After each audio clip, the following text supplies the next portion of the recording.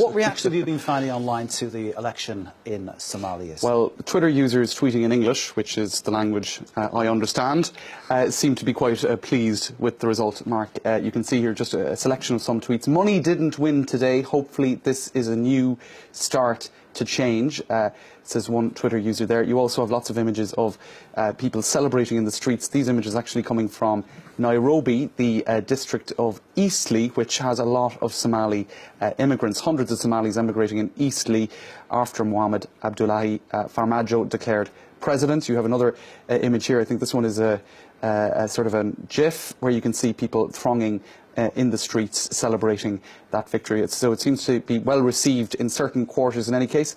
An image here or a still of General Gabre's face.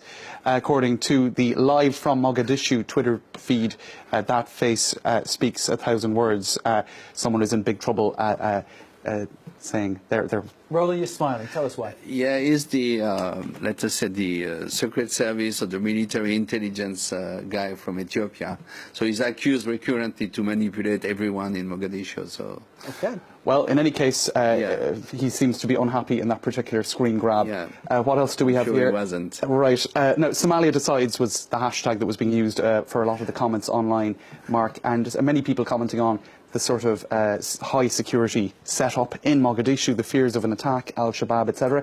And some saying if a capital city can be under lockdown during a presidential election, who is to, then who is to be led by the president-elect? I suppose concerns that the security surrounding the election is a bad sign for peace in the aftermath. But I guess we'll have to wait and see how that might turn out.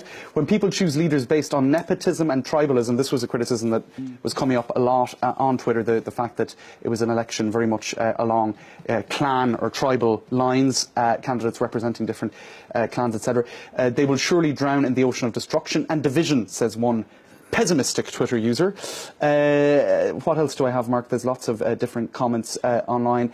Farmajo, unlike previous presidents, has the Somali public on his side. I suppose not all of the public, but a good share of it. Hope he stands up to Somalia's many enemies. So very much the sense that this is like Hassan Sheikh in 2012.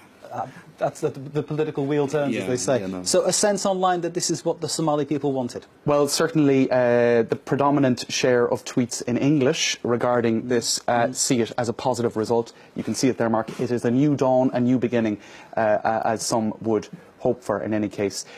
This is one ITV journalist who was speaking to sources in Somalia who claim that elements of the Somali National Army were celebrating this result.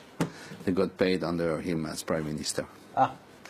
There we have It all comes down to money, isn't it? It all comes down to money, as we were saying, Okay. Makes the world go round. This is the Somali Prime Minister congratulating a former Prime Minister on the victory, on his victory in the presidential election. I think we have one final tweet. Go ahead. I have a dream that the once troubled Somalia, full of political instability and bloodshed, will heal and peace will be restored. I think we can all chime in agreement with that tweet. Amen to that. Right. My thanks to the Jameses, Creedon and Andre. Thank you very much for your contribution.